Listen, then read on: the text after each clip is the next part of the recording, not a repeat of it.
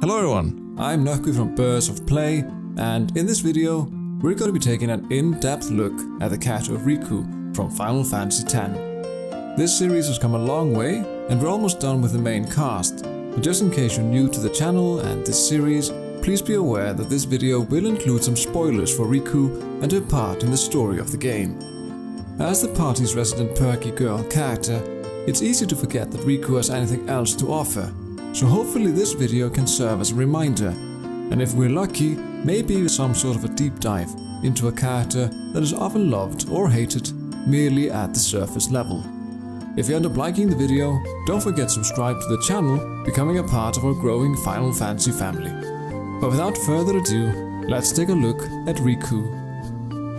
One of the reasons Rikku might often be primarily appreciated at the surface level is that it's very easy to tell how a character fits a particular mold.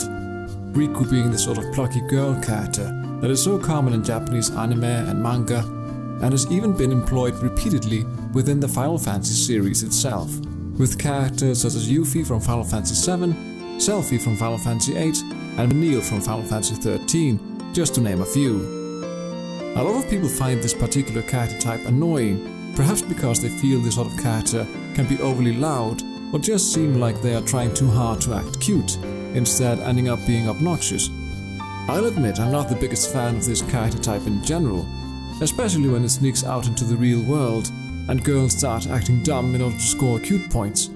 But in the context of a game like Final Fantasy X, it all depends on the execution, and Rikku is by no means the worst offender when it comes to this type of character. When juxtaposed with other members of the group, especially the more stoic ones such as Auron, Kimahri and Lulu, Rikku's upbeat personality and youthful naivety do become a bit more pronounced than they might otherwise be, and the only one who truly shares her almost constantly optimistic disposition is Tidus. The difference, however, is that, at least initially, Tidus is goofing off because he doesn't really know anything about Spira and the true nature of the pilgrimage, in addition to having had a comparatively sheltered life in Dream Sanakant, while Rikku goofs off despite being intimately familiar with the tragic state of the world. Some might consider optimism in the face of such adversity as indicative of some kind of brain damage, giving them proper cause to be annoyed by Rikku's mannerisms, while others might actually find it endearing or relatable. Rikku's positivity, however, does have its limits. We get to witness this when her brave face crumbles during the attack on the Al-Bhed home by the Grotto, the climax of which is her having to be the one to finally tell Tidus that the pilgrimage they have been going on together will ultimately result in Yuna's death. Rikku's more serious side represents a layer of a character that we seldom get to see, but is nevertheless clearly present in certain key moments. At the same time, however, some of Rikku's more serious dialogue is locked behind the game's affection mechanics, meaning that you have to take extra good care of Rikku if you want to see all of her scenes, or at least always talk to her given the chance. In Grotto Salam, Rikku has a serious conversation with Tidus about his thoughts on marriage, telling him that she thinks about it a lot, even though she is very young. She tells him that a lot of people marry young in Spira, since the threat of sin and fiends is always around. She also tells him that she wants a lot of kids, which perhaps isn't surprising considering how family-oriented and tightly knit the Al-Bhed seem to be.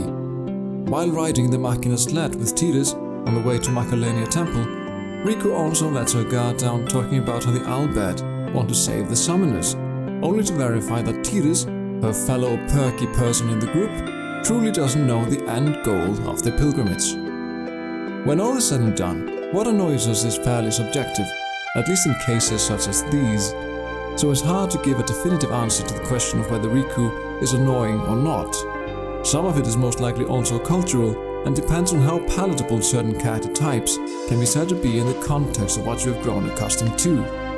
That being said, Rikku is more than just her character type, and it's really not all that hard to look past it to see someone we can truly appreciate.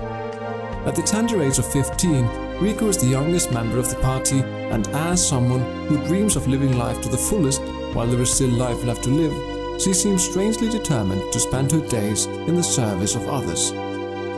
Maybe some people feel Rikku is like the infamous laughing scene playing on repeat, smiling when there is nothing really to smile about. But then again, I always liked the laughing scene, so maybe it's no surprise that I always liked Rikku. Thanks for watching, I hope you liked it. Sorry about this video being a bit late.